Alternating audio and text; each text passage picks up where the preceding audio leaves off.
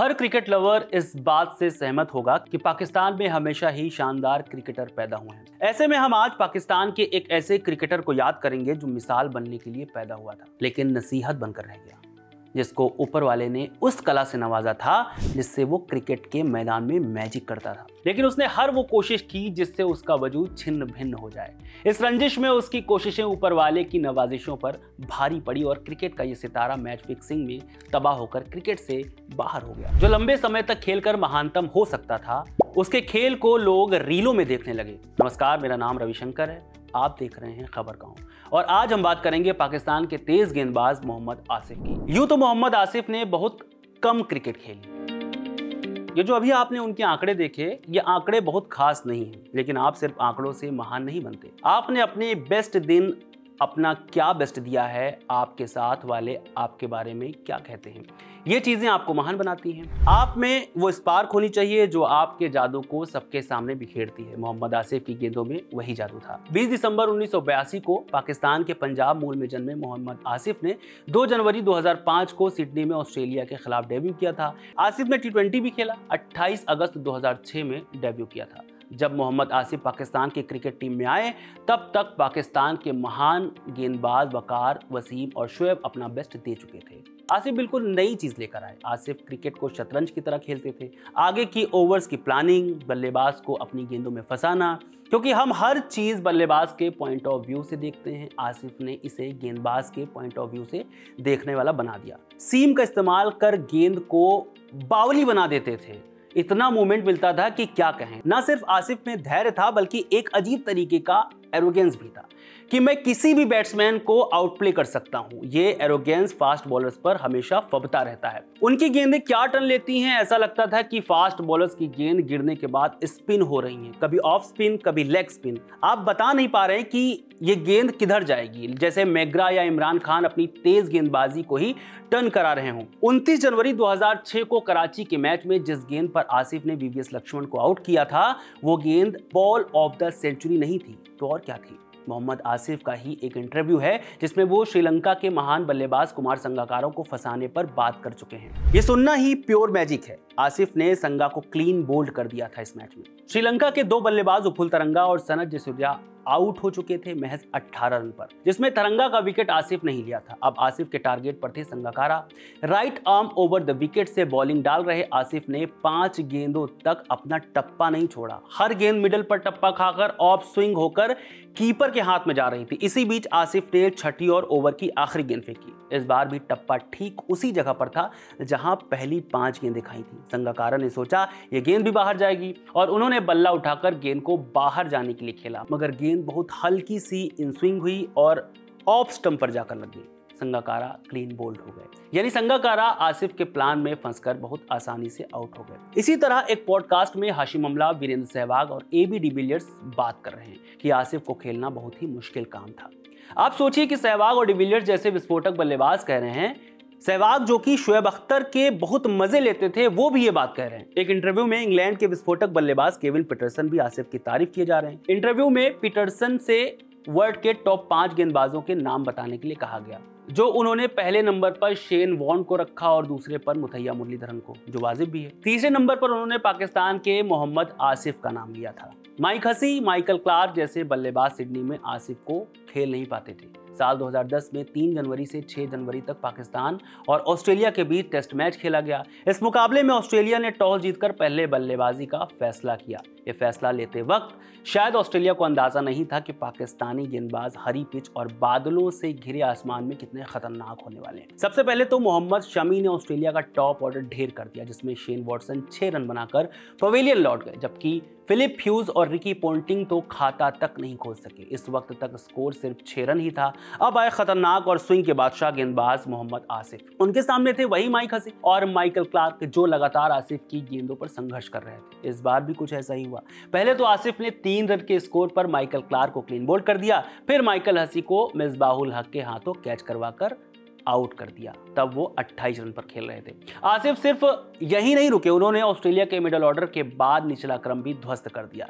Marcus North, Brad Haddin, Mitchell Johnson, Nathan Hauritz को out कर Australia की कमर तोड़ दी। इस मैच में आसिफ ने 6 विकेट लिए और सिर्फ 41 रन दिए। आसिफ की बेहतरीन गेंदबाजी के कारण ऑस्ट्रेलिया टीम पहली पारी में सिर्फ 127 रन पर आउट हो गई, जबकि पाकिस्तान ने बना दिए 333 रन। हालांकि ऑस्ट्रेलिया ने अपनी दूसरी पारी में बेहतरीन बल्लेबाजी की और 381 रन बना दिए। इस पारी में माइकल क्लार्क फिर आसिफ का शिकार हुए। वो सिर्फ 21 रन बना पाए, मगर माइकल हसी ने शतक लगा दिए, 134 रन बनाए थे। खैर, अब पाकिस्तान की जीत के लिए चाहिए थे 175 रन, मगर पाकिस्तान सिर्फ 139 रन पर ढेर हो गई। ऑस्ट्रेलिया ने मैच जीत लिया। इसी तरह साउथ अफ्रीका के साथ एक मैच था जिसमें मोहम्मद आसिफ ने टीम को खेलने ही नहीं दिया था। ये टेस्ट मुकाबला हुआ था साल 2007 में 19 जनवरी से 22 जनवरी तक। साउथ अफ्रीका पहले बल्लेबाजी करने उतरी और पहली पारी में सिर्फ 124 रन बना सकी। मोहम्मद आसिफ ने 2 विकेट झटके, पाकिस्तान ने 265 रन बना दिए। इसके बाद बल्लेबाजी करने उतरी साउथ अफ्रीका ने 331 रन बनाए, मगर जैक कालिस के 91 और मार्क बाउचर के 46 रन की वजह से, क्योंकि टॉप ऑर्डर को तो मोहम्मद आसिफ ने ध्वस्त कर दिया था। ग्रेम स्मिथ को 10, डिविलियर्स को 15, गिब्स को 40 और मार्क बाउचर को 46 रन पर आउट किया था। इसके बाद दूसरी पारी खेलने उतरी पाकिस्तान ने 191 रन बनाकर जीत हासिल कर ली। इस पूरे मैच में मोहम्मद आसिफ ने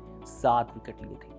विदेशी पिचों पर तो आसिफ खतरनाक थे ही, अपने देश में तो उनका कोई तोड़ ही नहीं था। कराची में महान बल्लेबाज Sachin, Sehwag, Michael Clarke, de Villiers जैसे बल्लेबाज आसिफ की गेंदों को समझ ही नहीं पाते थे। चलिए आपको बताते हैं इस महान बल्लेबाजों की गिल्लियां मोहम्मद आसिफ ने कितनी बार खेली। सचिन तेंदुलकर का सामना मोहम्मद आसिफ ने 2 बार किया है, या यूं कह लीजिए कि सचिन तेंदुलकर ने मोहम्मद आसिफ का सामना 2 बार किया है, जिसमें आसिफ ने सचिन को 1 बार बोल्ड किया। सहवाग के साथ भी आसिफ का 2 बार सामना हुआ है, जिसमें सहवाग भी 1 बार आउट हुए। कुमार संगकारा आसिफ के सामने 2 बार आए और दोनों बार बोल्ड हुए। एबी डिविलियर्स का सामना आसिफ से 5 बार हुआ है, जिसमें वो 3 बार आउट हुए, जिसमें 1 बार क्लीन बोल्ड भी हुआ। लक्ष्मण के उस यादगार बोल्ड को भला कौन भूल सकता है। साल था 2006, कराची में टेस्ट मैच चल रहा था। आसिफ की एक अद्भुत इन स्विंगर ने लक्ष्मण को चकमा दे दिया। लक्ष्मण, जो अपनी तेज नजर और कड़ी मेहनत के लिए मशहूर थे, इस गेंद का शिकार हो गए। आसिफ की ये गेंद बहुत सटीक थी। बोल्ड मारने से पहले कुछ ओवरों में आसिफ ने लक्ष्मण को ऑफ स्टंप के आसपास गेंद डाली, लेकिन एक गेंद ने सबको चौंका दिया। ये गेंद पूरी तरह से इन स्विंग करती हुई लक्ष्मण के पैड और बैट के बीच से निकल गई और उनके स्टंप्स को उड़ा दिया। बोल्ड होने पर लक्ष्मण को जरा भी यकीन नहीं हुआ। उन्होंने कोई भी रिएक्शन देने से पहले अपने स्टंप को चेक किया, फिर बल्लेबाजी पोजीशन को समझा, लेकिन इस अविश्वसनीय गेंद को देखकर उन्होंने केवल आसिफ की गेंदबाजी की सराहना की। आसिफ की उस यादगार गेंद और लक्ष्मण की रिएक्शन की क्लिप्स आज भी सोशल मीडिया पर खूब वायरल होती हैं। एक इंटरव्यू में आसिफ बताते हैं, लक्ष्मण का आई हैंड कोऑर्डिनेशन शानदार था। वो ऑफ स्टंप की गेंदों को भी लेग पर खेलते थे, इसलिए मैं लगातार उनके स्टंप पर फेंक रहा था। आसिफ खुद ही बताते हैं कि अच्छा बल्लेबाज गेंदबाज को देखता है और उसके हाथों से गेंद छूटने पर स्विंग को पहचान लेता है, लेकिन मेरे एक्शन से ये पता नहीं चल पाता। इन स्विंग और आउट स्विंग दोनों के लिए मेरा एक्शन सेम था। आसिफ ये भी कहते हैं कि ये जादू तो नहीं था, बड़ी मेहनत से मैंने ये हासिल किया है। खैर, ये तो थी कुदरत की नवाजिशें। इसके बाद आसिफ ने शुरू किया इंसानी हिसाब, गांजा, मैच फिक्सिंग, एरोगेंस और बहुत कुछ। वकार से लेकर सबको नकार देना, जिसका खामियाजा उन्हें क्रिकेट में बैन होकर चुकाना पड़ा। दरअसल मोहम्मद आसिफ जब अपने शिखर पर थे तब कई बार सीरीज के दौरान उन पर गांजा पीने के आरोप लगे थे कि इंग्लैंड दौरे के वक्त शुएब अख्तर और उनके साथी मोहम्मद आसिफ गांजा पीते हुए पाए गए। पाकिस्तान के प्रमुख अखबार द डॉन के अनुसार ओवल टेस्ट विवाद के कुछ ही दिनों बाद साउथहैम्पटन के रोज बाउल में तीसरे वनडे के दौरान पाकिस्तान की जीत के बाद गांजा पीते हुए दिखाई दिए थे मोहम्मद आसिफ। मुंबई मिरर की एक रिपोर्ट के अनुसार होटल के लॉन में वकार यूनुस और शुएब अख्तर गांजा पी रहे थे। उसी वक्त आसिफ एक कमरे में थे जहां उन्होंने सिगरेट से तंबाकू निकाला और कोई दूसरा पदार्थ भर रहे थे। फिर उन्होंने सिगरेट जलाई। ये सारा वाकया होते हुए अमेरिका से मैच देखने आए एक शख्स ने देख लिया था।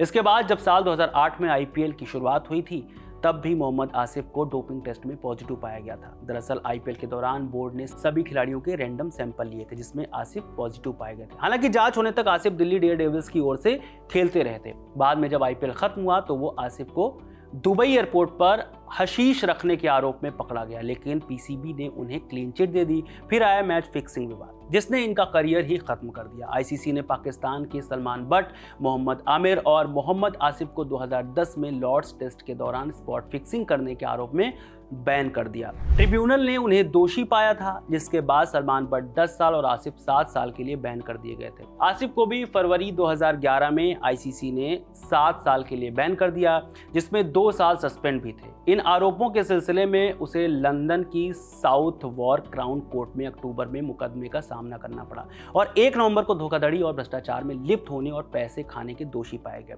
जिसके बाद उन्हें 1 साल की सजा सुनाई गई। अप्रैल 2013 में court of arbitration for sport से अपनी सजा कम करवाने की कोशिश नाकाम होने के बाद आसिफ ने अगस्त 2013 में स्पॉट फिक्सिंग में अपनी भागीदारी स्वीकार कर ली। आसिफ पर बैन हटने के बाद उन्होंने फर्स्ट क्लास क्रिकेट में वापसी की। साल 2016 में मोहम्मद आसिफ WAPDA यानी water and power development authority की ओर से खेले मैच इस्लामाबाद के खिलाफ था। हालांकि इस दौरान उन्हें हार्मस्ट्रिंग स्ट्रेन से गुजरना पड़ा, जिसके कारण वो पहले 2 मुकाबले नहीं खेल पाए। बाद में उन्होंने बेहतरीन परफॉर्म किया। पहली इनिंग में आसिफ ने 16 ओवर में 5 मिडन फेंके और 51 रन देकर 2 विकेट लिए।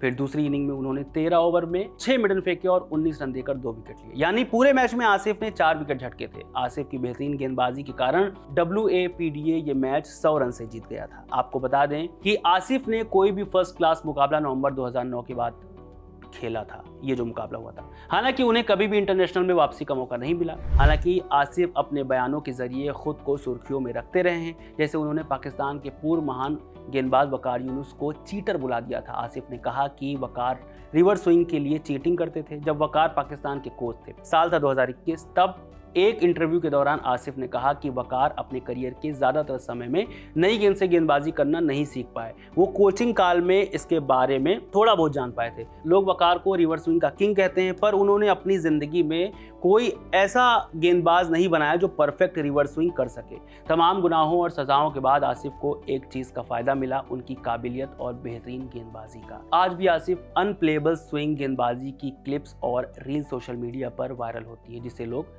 पसंद करते हैं। फिलहाल अब इस तरह के गेंदबाज पाकिस्तान में जैसे खोसे गए हों। शायद यही कारण है कि महान गेंदबाज शोएब अख्तर ने एक इंटरव्यू में कहा था कि पाकिस्तान में दूसरा शोएब अख्तर आसिफ हो सकता था और कोई नहीं। गेंदबाजी और मोहम्मद आसिफ के बारे में आप क्या सोचते हैं, कमेंट करके हमें ज़रूर बताएं। इस वीडियो में फिलहाल इतना ही। बहुत शुक्रिया।